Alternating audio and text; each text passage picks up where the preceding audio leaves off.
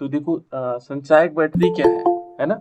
तो पहले हम इस संचायक बैटरी के बारे में जान लेते हैं कि संचायक बैटरी क्या है। इसमें क्या होता होगा, ये जो बैटरी होगी बेटा, ये जनरली हम यदि समझेंगे इसको, तो ये क्या काम करती है, ये रिचार्जेबल है। इसको हम रिचार्ज कर सकते हैं, है ना। रिचार्ज जैसे डिस्चार्ज होगी फिर हम क्या कर सकते हैं, उसको दोबारा से रिचार्ज करते हैं। तो इस प्रकार जो बैटरी होगी वो संचायक बैटरी कहलाएंगी, या हम इसको कह सकते हैं सेकेंडरी बैटरीज। ये सेकेंडरी बैटरीज हो जाएंगी, है ना। ये संचायक बैटरीज और सेकेंडरी बैटरीज हम इसको कह सकते हैं। संचायक बैटरी क्या होगी, जो एक संचायक सेल है ना, इसका उपयोग हम क्या कर सकते हैं, विपरीत दिशा में विद्युत धारा के प्रवाह द्वारा पुनः आवेशित कर फिर इसका प्रयोग किया जाता है। जैसे मैंने देख लो बेटा, इसमें हमने पहले एक जो गैल्वेनिक सेल पढ़ा था, तो गैल्वेनिक सेल में क्या होता था, यहाँ हम दो एक सेल को यदि हम देखते हैं तो यहाँ पर क्या होते थे, इलेक्ट्रोड होते थे, है ना। ऐसे इलेक्ट्रोड लगे हुए हैं। तो इलेक्ट्रोड क्या होते हैं, किसे कहते हैं बेटा इलेक्ट्रोड। सर जब किसी धातु के छड़ को उसी के लवण में मिलाया जाता है। बिल्कुल गुड, है ना। तो उसे हम कहते हैं इलेक्ट्रोड। यहाँ पर क्या करते थे, इन इलेक्ट्रोड को एक लवण सेतु से जोड़ देते थे। ऐसे ये लवण सेतु से जुड़ा हुआ है ना। ये दो इलेक्ट्रोड है, ये लवण सेतु, मान लीजिए हमने लवण सेतु ले लिया इस टाइप से, ये लवण सेतु हो गया, है ना।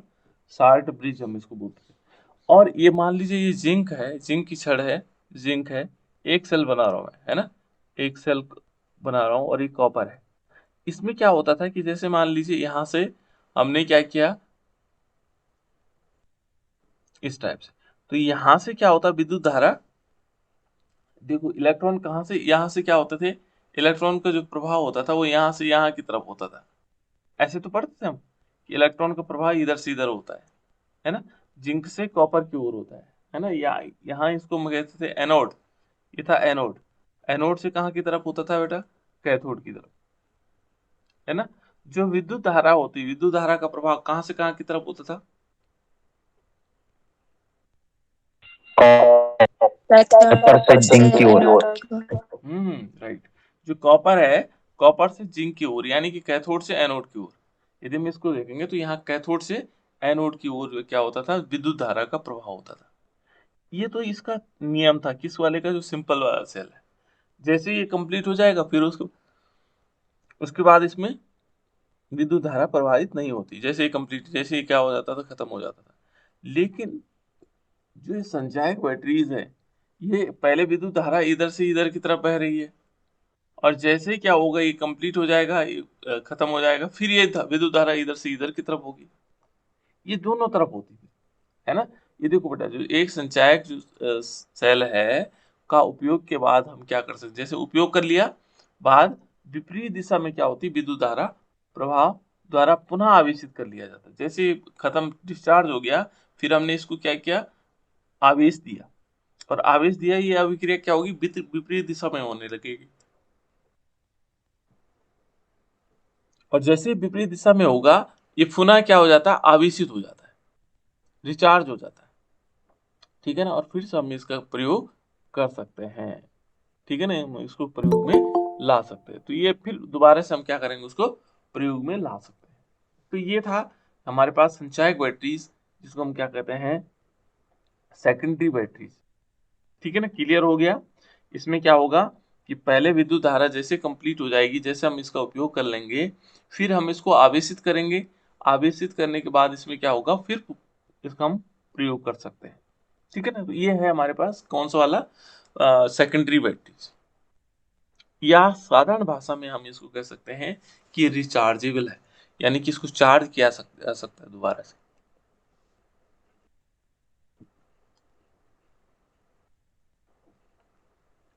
ठीक है ना, क्या किया जा सकता है, इसको चार्ज किया जा सकता है, तो इसको हम क्या कहेंगे, रिचार्जेबल बैटरी। ये क्लियर आ गया, क्लियर हो गया बेटा। जो सेकेंडरी बैटरीज है हमारे पास, उनको संचायक बैटरी भी कह सकते हैं, या रिचार्जेबल बैटरी भी कहा जा सकता है।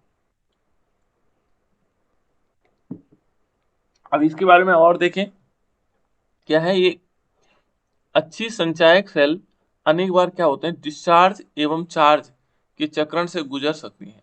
ठीक है ना, जो अच्छे जो हमारे पास क्या होंगे, संचायक बैटरीज होंगे, इनको हम कई बार डिस्चार्ज कर सकते हैं, फिर कई बार चार्ज कर सकते हैं, है ना। जो रिचार्जेबल बैटरीज होती हैं, कई बार हम इनको चार्ज करेंगे, फिर क्या करेंगे, डिस्चार्ज होंगी। तो इस प्रकार से कई बार किसी इस चक्रण को पूरा कर सकते हैं, ठीक है ना। और जो सबसे महत्वपूर्ण संचायक सेल होते हैं, उनको लेड संचायक बैटरी कहते हैं। जो हम कहते हैं, जो हमारे पास क्या होगी, लेड संचायक बैटरी, है ना। लेड, इनको ये जो संचायक सेल होते हैं, उनको क्या कहा जाता है, जो संचायक सेल होंगे बेटा, उनको कहा जाता है लेड संचायक। क्या बोलेंगे उसको, लेड संचायक। यहाँ पर जो उदाहरण था, जैसे हमारे पास लैक्लान सेल था, दूसरा हमारे पास मरकरी सेल था, ये लेड सेल है ना। ये बैटरीज है। बैटरीज वही होती हैं जब हम क्या करते हैं, दो से अधिक जो है सेल को मिला लेते हैं, तो वो बैटरीज हो जाती हैं। सेल एक सिंपल हो गया, ये सेल है, ठीक है ना। यदि हम दो तीन मिला लेंगे इसको, तो क्या कहलाएगा, बैटरीज कहलाएगा, ठीक है। और इनका इनका उपयोग कहाँ पर होता है, वाहनों में। जो वाहन होते हैं हमारे पास, कार हो गई, गाड़ियाँ हो गई, बड़ी बसें हो गई, ठीक है ना, उनमें जो इन्वर्टर्स होते हैं, और इन्वर्टर्स में उपयोग किया जाता है इनका। इनका प्रयोग हम क्या करते हैं, इन जगहों करते हैं। एक जो गाड़ियों में बैटरियाँ लगती हैं, ठीक है ना, और दूसरा जो इन्वर्टर में बैटरी लगती है, बड़ी सी बैटरी, है ना। आप लोगों ने देखा होगा बहुत सारी बैटरी इस टाइप से लगी रहती है, और एक ही बैटरी होती है। और एक ही बैटरी में आप लोग सोचते होंगे सेल कहाँ होते हैं, तो सेल देखे होंगे बेटा आप लोगों ने। इस प्रकार मान लीजिए बैटरी है, इस बैटरी में यहाँ क्या होते हैं, सेल लगे होते हैं। कैसे, कभी आप बैटरी को ये ध्यान से देखना, तो किस प्रकार से होंगे, जैसे ये देखो, एक सेल ऐसे, फिर उसके ऊपर ऐसे लगे होंगे, ये दूसरा सेल हो गया, ठीक है ना। ये क्या होगा, दूसरा सेल हो जाएगा। फिर तीसरा सेल यदि हम देखेंगे, तो ये तीसरा सेल हो जाएगा, चौथा सेल हो जाएगा, इस टाइप से, है ना। तो ये सेल की संख्या है, इस यहाँ पर यदि हम देखेंगे, तो ये अलग अलग सेल है। और है क्या, एक ही बैटरी, इसमें क्या होंगे, नीचे तक इस टाइप से बने होंगे खांच, ठीक है ना। तो इनको बोलते हैं, ये बैटरी के रूप में है। ये एक सेल हो गया, दूसरा सेल हो गया, तीसरा सेल हो गया, चौथा सेल हो गया, चार सेल जुड़े हैं, तो इसका मतलब ये क्या कहलाएगा, बैटरी कहलाएगा, ठीक है ना। इसमें क्या करते हैं, इसका उपयोग एक तो वाहनों में होता है, और दूसरा इन्वर्टर्स में होता है, ठीक है ना। इनमें एनोड लेड का बना होता है। जो एनोड होगा, एनोड की साइड किससे बना होगा, लेड। लेड को जानते हैं आप लोग, तो बताएंगे बेटा, लेड का प्रतीक क्या होता है, PB sir. PB. PB, PB कहते हैं लेड को, है ना। तो जो लेड होगा, सीसा जिसको हम बोलते हैं, है ना, लेड है सीसा, तो ये शीशे का बना हुआ होता है ना, शीशा। तो शीशा ये पीबी, है ना। तो यहाँ पर हमारे पास क्या होगा, पीबी, पीवी से बना होता है। जो क्या बना होगा, एनोड।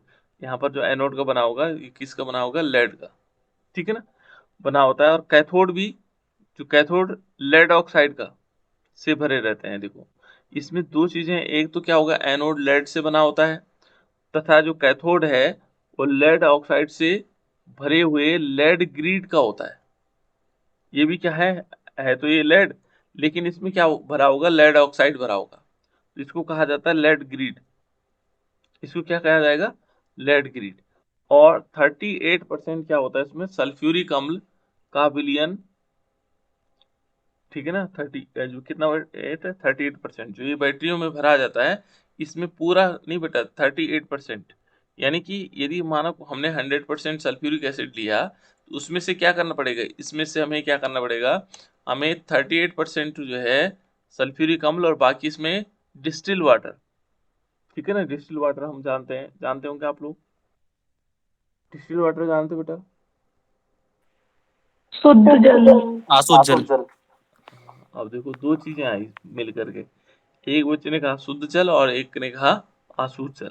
ये शुद्ध जल और आसूत जल में क्या अंतर है, तो बता सकते हैं। देखो बेटा, इसको समझना जरूरी है ना। शुद्ध जल में मिनरल भी हो सकते हैं। जो हमारे पास क्या होता है, शुद्ध जल होता है, इसमें मिनरल होता है। मिनरल क्या हो सकते हैं, जिंक हो सकता है, कॉपर हो सकता है, ये मिनरल होते हैं, है ना। या सोडियम हो सकता है, या Fe हो सकता है, ये मिनरल है। कैल्शियम हो सकता है, ठीक है ना, बहुत सारे तत्व हो सकते हैं। तो ये शुद्ध जल हुआ बेटा। तो यहाँ शुद्ध जल का प्रयोग नहीं करते हम, आसूत जल का प्रयोग करते हैं। कौन सा जल होता है, आसूत जल।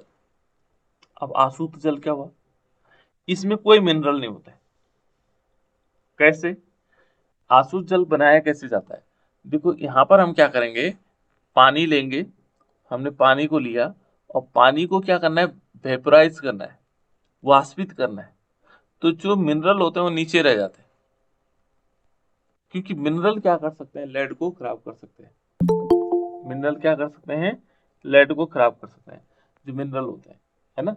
तो मिनरल लेड को खराब कर सकते हैं, इसलिए क्या किया जाता है इसमें, कि जो मिनरल हैं उनको हटाने के लिए क्या किया, जब हम गर्म करेंगे तो गर्म करने में केवल पानी के अणु, H2O के अणु, ठीक है ना, H2O के अणु ही भाप बनेगा, और उस भाप को क्या करते हैं, इकट्ठा करते हैं, और यहाँ पर क्या कर देते हैं, फिर कंडेंस करते हैं। क्या किया जाता है, कंडेंस, कंडेंस का मतलब हो गया ठंडा, है ना। यहाँ पानी डाल ठंडा किया जाता है और एक बर्तन में उसको इकट्ठा कर दिया जाता है। और बर्तन भी कैसा होना चाहिए, या प्लास्टिक का होगा या कांच का होगा, ठीक है ना। इसको लोहे के बर्तन पे नहीं इकट्ठा किया जाता बेटा, किस पे नहीं किया जाता है, लोहे के बर्तन पर, या लोहे के या अन्य धातु के बर्तन पर, क्योंकि हो सकता है धातु इसमें मिल जाए तो मिनरल खत्म, उसमें मिनरल आ सकते हैं, ठीक है ना। इसलिए इसको क्या किया जाता है, इसको हमेशा प्लास्टिक के बर्तन में ही इकट्ठा किया जाता है। इसलिए आप लोगों ने देखा होगा डिस्टिल वाटर है, वो प्लास्टिक की बोतलों में आता है। किस में आता है, प्लास्टिक की बोतल में। तो यहाँ पर ये ध्यान रखना आपको कि जो मिनरल रहित वाटर है, जिसमें मिनरल नहीं होते हैं, उसको बोलते हैं आसुत जल। समझ गए आप लोग, ये समझ गए होंगे कि आसुत जल क्या हो गया, ठीक है ना। तो यस इसमें क्या सर। करते हैं बेटा, डिस्टिल वाटर जिसमें मिनरल नहीं होते हैं उसको हम क्या बोलते हैं, आसुत जल बोलते हैं। इसको हम पी सकते हैं, लेकिन इसको पीने से कोई फायदा नहीं होता है, शरीर को कोई फायदा नहीं होता, केवल जल मिल सकता है, लेकिन उसमें से मिनरल नहीं मिलेगा। तो हम जो पानी पीते हैं, तो पानी पीने के लिए हमें क्या, किसकी जरूरत पड़ती है, मिनरल की जरूरत पड़ती है ना। इसलिए आंसू जल फायदेमंद भी नहीं होता। यहाँ देखो बेटे, ये क्या है, जैसे हमने यहाँ थोड़ा ये ध्यान भी रखना आगे, कि जैसे माना हम उबालते हैं पानी को, तो उबालने के बाद पानी क्या हो जाता है, उसको ठंडा करते हैं, तो मिनरल यहीं रहते हैं, मिनरल बाहर नहीं जाते हैं। लेकिन हमने क्या किया, उबाला, और उबालने के बाद जो भाप बनी, और भाप को हमने क्या किया, अलग बर्तन में इकट्ठा किया, प्लास्टिक के बर्तन में, ऐसे, है ना। यहाँ से फिर कंडेंस का मतलब ऐसे होता है बेटा, इसमें कंडेंसर लगा, संघनित्र लगाते हैं, तो वो ठंडा करता है इसको, इस नल नल को बाहर से ठंडा करेगा। जैसे कोई चीज ठंडी होगी तो पानी में परिवर्तित हो जाएगा, द्रव में आ जाएगा, क्योंकि यहाँ से केवल जो भाप को इकट्ठा किया वो द्रव होगा बेटा, ठीक है ना। इसको उबाल करके हमने किनारे कर दिया, ये आंसू जल नहीं हुआ। हमने क्या किया, इसको उबाला, उबालने के बाद ठंडा किया, तो ये पानी, ये आंसू जल नहीं है, क्योंकि इसमें मिनरल अभी भी है। लेकिन जो भाप बन के किनारे बना गया, वो आंसू जल है, ठीक है। तो यहाँ पर क्या होगा, 38% सल्फ्यूरिक अम्ल का विलयन, है ना, विलयन वैद्युत अपघट्य का कार्य करता है। जो हमारे पास वैद्युत अपघट्य पदार्थ होगा वो क्या होगा, 38% सल्फ्यूरिक एसिड। कोई बताएगा बेटा सल्फ्यूरिक अम्ल का सूत्र क्या होता है? H2SO4। ध्यान रखना, जिन बच्चों को मालूम नहीं है बेटा वो नोट करो, H2SO4, यानी कि ये सल्फ्यूरिक एसिड होगा, H2SO4, ये है सल्फ्यूरिक एसिड। इसको हम क्या बोलेंगे, सल्फ्यूरिक अम्ल। इसको क्या बोला जाएगा, सल्फ्यूरिक अम्ल, ये है बेटा सल्फ्यूरिक अम्ल, है ना। इसमें सल्फ्यूरिक अम्ल 38% सल्फ्यूरिक अम्ल का प्रयोग किस रूप में करते हैं, वैद्युत अपघट्य। वैद्युत अपघट्य का मतलब ये विद्युत के रूप में अपघटित हो जाता है, ये अपघटित हो जाएंगे, है ना। तो ये अपघटित अपघटित हो सकते हैं, ठीक है ना, का कार्य करता है। जब बैटरी का उपयोग, देखो जब बैटरी उपयोग में होती है तो कौन सी अभिक्रियाएं होंगी, तो इसकी अभिक्रियाएं ये है बेटा, जो हमारे पास पीबी है, जो सल्फ्यूरिक अम्ल है ना, वो दो भागों में टूट जाता है, ठीक है ना। जैसे सल्फ्यूरिक अम्ल को देखोगे तो ये H2SO4 है ना, तो H2SO4 कैसे टूटेगा, ये बना देगा 2H पॉजिटिव बन जाएंगे, और प्लस इसमें SO4 2 नेगेटिव चार्ज आ जाएंगे, दो भागों में टूट जाएगा, है ना। तो जो यहाँ पर SO4 है, जो सल्फेट आयन है ना, ये सल्फेट आयन देखो, ये एक्वस है, टूटा हुआ है। ये क्या करता है, पीबी के साथ, पीबी लेड होता है, लेड जो इलेक्ट्रोड है, देखो ये पीबी है, और पीबी के साथ क्या होगा, SO4 नेगेटिव 2 नेगेटिव चार्ज ने अभिक्रिया करके क्या बना देता है, लेड सल्फेट बना देता है, PbSO4 बना देता है। और प्लस इसमें क्या हो जाएगा, 2 इलेक्ट्रॉन निकल जाएगी। ये जो अभिक्रिया होगी, इलेक्ट्रॉन निकलना कौन सी अभिक्रिया कहलाता है बेटा, इलेक्ट्रॉन का निकलना क्या कहलाता है, कोई बताएगा? ऑक्सीकरण। इसको बोलेंगे ऑक्सीकरण। इसको क्या बोलेंगे बेटा, ऑक्सीकरण। ये ऑक्सीकरण, जहां इलेक्ट्रॉन निकलते हैं ऑक्सीकरण। और ऑक्सीकरण कहाँ हो रहा है, एनोड पर, ध्यान रखना यहाँ पर क्या हो रहा है, एनोड पर। एक अभिक्रिया तो ये होती है।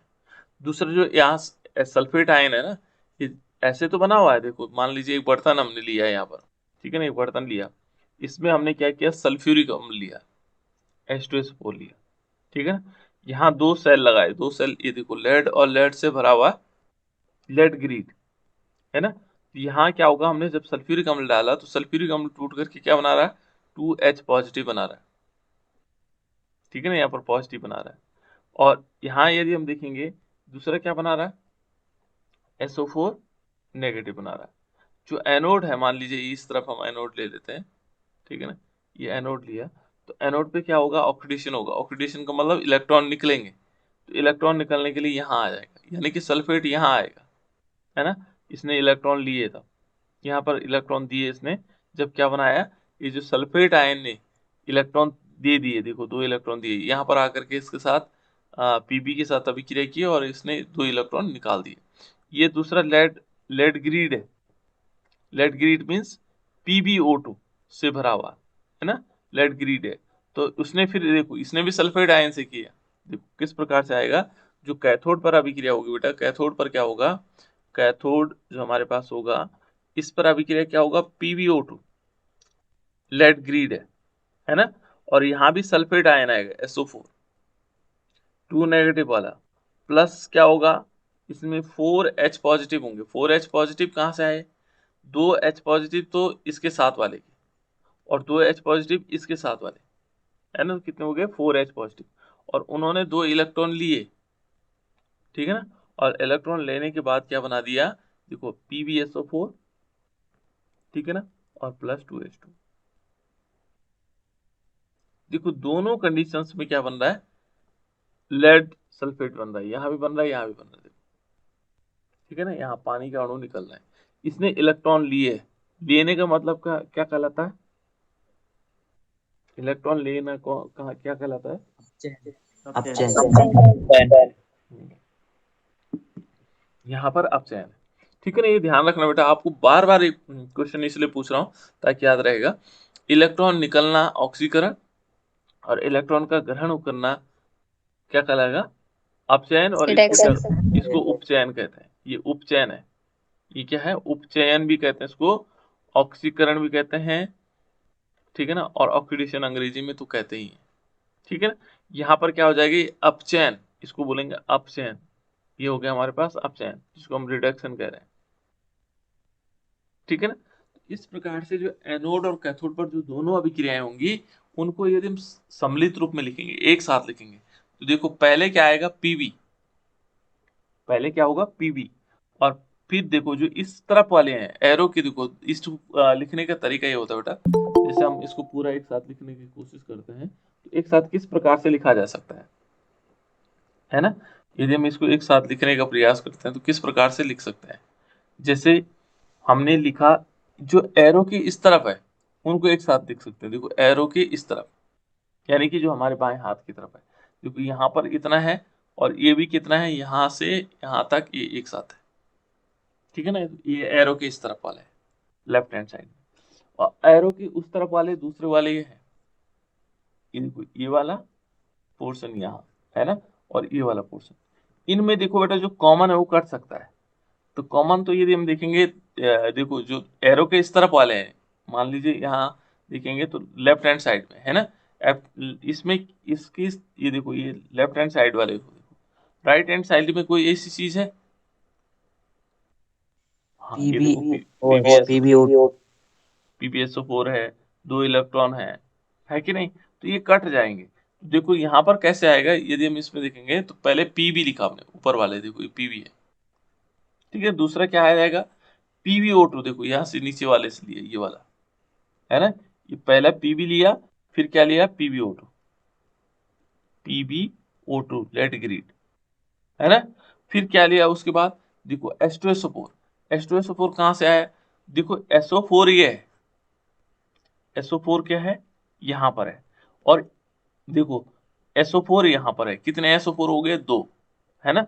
और यहाँ यदि हम SO4 के देखेंगे, दो हाइड्रोजन इसके साथ चले जाएंगे, 2 हाइड्रोजन इसके साथ चले जाएंगे, तो टोटल मिलाकर कितना हाइड्रोजन हो गया है, 4, है ना। तो दो, इसको हम कह सकते हैं कि 2 मॉलिक्यूल क्या होंगे, H2SO4 होंगे। लिया हमने, अभी हम इस तरफ वाले लिख रहे हैं, तो ये और ये इनका उपयोग हो गया। अब बचे क्या है, यहाँ पर 2 इलेक्ट्रॉन बचे, ठीक है ना, 2 इलेक्ट्रॉन बचे यहाँ। अब इस तरफ और कुछ तो नहीं बचा, है ना। तो ये 2 इलेक्ट्रॉन यदि हम यहाँ है, तो 2 इलेक्ट्रॉन इस तरफ है, देखो इस 2 इलेक्ट्रॉन से इस 2 इलेक्ट्रॉन को काट दिया, देखो ये काट दिया मैंने यहाँ, ठीक है ना, ये इलेक्ट्रॉन कैंसिल हो गया अब, है ना। अब इक्वल का चिन्ह लगेगा, बराबर का चिन्ह लगेगा, क्योंकि इलेक्ट्रॉन ही बच रहे थे। अब ऊपर क्या बचा, देखो यहाँ पर देखो PbSO4 ये हुआ और PbSO4 ये हुआ, तो दोनों किस तरफ है, दाहिनी तरफ, उन दोनों जुड़ जाएंगे, यानी कि 2 मॉलिक्यूल क्या बन जाएंगे, PbSO4, हुआ कि नहीं हुआ। फिर उसके बाद क्या बचा, देखो ऊपर तो कुछ नहीं बचा, नीचे वाले में देखो, नीचे वाले में 2H2O बचे हैं, तो +2H2, जो इलेक्ट्रॉन थे बेटा इस तरफ वाले, वो इस तरफ वाले इलेक्ट्रॉन ने खत्म कर दिए। तो ये रिएक्शन हमारे पास इस प्रकार से आ जाएगी कि Pb plus PbO2, 2 molecule sulphuric acid, और ये क्या बना देगा, PbSO4 और 2H2, तो ये समग्र अभिक्रिया हो जाएगी, ये पूरी पूर्ण रिएक्शन हो जाएगी, है ना। यहाँ से हमारे पास ये जो रिएक्शन होगी ये पूरी पूरी बन जाएगी। इसको बोलते हैं बेटा, हम क्या बोलेंगे, इसको क्या बोलेंगे, इसको बोलेंगे सेल अभिक्रिया, है ना। ये पूरी सेल अभिक्रिया हो गई, ठीक है ना, कैथोड और एनोड मिलाकर। तो ये है हमारे पास संचायक बैटरी की सेल अभिक्रिया, ठीक है ना। ये तो हमने सेल अभिक्रिया पढ़ ली, कैथोड पर क्या होगा, एनोड पर क्या होगा, ये समझ में आ गया आप लोगों को, यस सर। ये वाला तो आ गया ना समझ में, किस प्रकार से अभिक्रिया कैथोड पर होगी और एनोड पर होगी। ये तो पहली वाली अभिक्रिया थी, है ना। अब देखो ये कहता है कि जो बैटरियों को आवेशित करने पर क्या होगी, अभिक्रिया क्या करेंगे, उत्क्रमित होगी। उत्क्रमित, उत्क्रमित शब्द समझते हैं आप लोग, उत्क्रमणीय सुना, कभी सुना बेटा, उत्क्रमणीय शब्द सुना, रिवर्सिबल, उत्क्रमणीय सुना आप लोगों ने, उत्क्रमणीय अभिक्रिया किसे कहते हैं, उत्क्रमणीय। Yes sir. हाँ क्या होता है बेटा, सर जो रिएक्शन दोनों साइड में कंप्लीट हो जाती है, मतलब हाँ दोनों बोलो, दिशाओं में चल सकती है सर जो। हाँ हाँ बहुत बढ़िया बढ़िया, है ना। देखो जो अभिक्रिया क्या होती है, अग्र दिशा और पश्चिम दिशा दोनों तरफ चल सकती है, उसको बोलते हैं उत्क्रमणीय अभिक्रिया। जैसे मान ली एक एग्जांपल लेते हैं, है ना, थोड़ा समझने के लिए, N2 प्लस 3H2, ये सिंपल अभिक्रिया है बेटा, है ना। और इस ये क्या है, उत्क्रमणीय अभिक्रिया है, ये आगे की तरफ हुई, तो इसने क्या बना दिया, 2NH3, ठीक है ना। ये देखो N2 और 3H2 मिलकर के क्या बनाया, 2NH3। लेकिन जब ये अभिक्रिया क्या कर सकते हैं, इस 2NH3 से क्या बन सकता है, N2 और H2 बनेगा। तो जब ये दोनों तरफ चलने लगेगी तो उसको बोलते हैं उत्क्रमणीय। तो यहां पर भी क्या होता है बेटा, देखो पहले अभिक्रिया हुई फॉरवर्ड डायरेक्शन में, अग्र अभिक्रिया हुई, उस उन्होंने क्या किया, दोनों ने मिलकर के ये बनाया, देखो यहाँ पर लेड ऑक्साइड बनाया, है ना, लेड सल्फेट बनाया। अब ये क्या कह रहा है, देखो ये कह रहा है कि बैटरियों को जब आवेशित करने पर क्या होता है, उत्क्रमणीय अभिक्रिया हो जाती है, यानी कि जो लेड ऑक्साइड है, देखो क्या क्रमशः की, देखो एनोड पर क्या है, एनोड और कैथोड क्रमशः क्या होते हैं, PbSO4 और PbSO4 और Pb कहाँ है, एनोड पर है, ठीक है ना, और कैथोड पर क्या है, PbO2 है, ठीक है ना। ये बदल जाते हैं, ये क्या हो जाते हैं, दोनों ही क्या होंगे, बदल जाएंगे, ठीक है ना। जब हम उसको आवेशित करेंगे। एनोड पर क्या होगा, एनोड पर PbSO4 Pb एवं PbO2 में बदल जाता है, ठीक है ना। एनोड और कैथोड पर जो PbSO4 है वो किस किस में बदल जाता है, एक तो बदलता है किसमें, Pb में, और दूसरा किसमें, PbO2 में बदल जाता है, ठीक है ना। तो उस अभिक्रिया को हम क्या बोलेंगे, ये उत्क्रमित हो जाएगी। उत्क्रमित का मतलब विपरीत दिशा में चलने लगेगी, ठीक है ना। और दूसरा जो महत्वपूर्ण संचायक सेल है, जैसे निकिल कैडमियम, ये तो हमने अभी वाला कौन सा था, लेड सेल बताया है ना, जिसको हम बोल सकते हैं जो लेड सेल है। दूसरा सेल है बेटा इसमें निकिल, निकिल कैडमियम वाला सेल है ना। निकिल कैडमियम सेल जो होगा ये दूसरे प्रकार का क्या है, संचायक सेल है। पहले वाला कौन सा सेल था हमारे पास, लेड सेल, और दूसरा सेल कौन सा है, निकिल सेल है, निकिल कैडमियम। यहाँ दो है। निकिल का फॉर्मूला मालूम है बेटा आपको, निकिल का फॉर्मूला मालूम है, निकिल का होता है Na, और कैडमियम का CD। हाँ CD, स्मॉल डी है ना, C कैपिटल होगा और D स्मॉल लेटर में होगा, है ना। तो ये याद रखना आपको, ये निकिल है और ये कैडमियम है। इनके द्वारा जो बना हुआ सेल है उसको हम बोलते हैं निकिल कैडमियम सेल, है ना। जिसकी क्या है कार्य अवधि, लेड सेल जो लेड होगी, लेड तो इसकी जो कार्य अवधि है बेटा, ये है लेड संचायक बैटरी से अधिक होती है। ये देखो निकल कैडमियम जो सेल होगा, इसकी जो संचायक बैटरी से क्या होगी, लेड जो लेड बैटरी हमने पढ़ी उससे क्या होगी, इसकी अधिक होता है। यानी कि ये सेल और बढ़िया माना जाता है, निकल और कैडमियम से बना हुआ सेल। ये ज्यादा रिचार्ज हो सकता है, ज्यादा देर तक चल सकते हैं, है ना। तो ये अच्छा सेल माना जाता है किसकी तुलना में, लेड सेल की तुलना में, है ना। इसका निर्माण में क्या होता है बेटा, ज्यादा पैसे लगते हैं इसलिए इसको कम बनाया जाता है ना। हम जैसे आप लोगों ने देखा होगा ड्यूरा सेल होते हैं, रिचार्जेबल सेल होते हैं कि नहीं होते, ड्यूरा सेल होते हैं। आप लोगों ने देखोगे ड्यूरा सेल लेते हैं तो सेल बहुत लंबे समय तक चलता है ना। तो इस प्रकार से हम मान सकते हैं कि अलग अलग प्रकार के सेल होंगे। तो एक तो आप लोगों को पता लग गया दो प्रकार के सेल हैं, है ना। रिचार्जेबल सेल कौन कौन से, दो प्रकार के, एक तो लेड सेल है, दूसरा कौन सा है, निकल कैडमियम सेल है, ठीक है ना। और जो हमारे पास प्राइमरी सेल्स हैं वो दो प्रकार के हैं, लैक्लान सेल और दूसरा मर्क्यूरिक सेल। हाँ, तो ये दो प्रकार के हो जाएंगे, तो यहाँ पर भी दो टाइप के हो जाएंगे, है ना। देखो बेटा अब ये जो क्या होगा, अधिक लागत लगती है, किंतु इनके निर्माण में क्या होता है, अधिक लागत लगती है, ठीक है ना। हम इन सेल का की क्रियाविधि और चार्ज जो डिस्चार्ज प्रक्रिया होने वाली प्रक्रिया होती है, इलेक्ट्रोड अभिक्रियाओं को विस्तृत वर्णन नहीं करेंगे, ये किताब वाला कह रहा है ना। डिस्चार्ज देखो बेटा, डिस्चार्ज प्रक्रिया में होने वाली समग्र अभिक्रिया निम्नलिखित है। ये देखो यहाँ पर जो डिस्चार्ज होने वाली जो अभिक्रिया है वो इस प्रकार से आ जाएंगी, है ना। तो किस प्रकार से होंगे देख लीजिए इसमें। जैसे मान लीजिए ये हमारे पास कैडमियम है CD, है ना।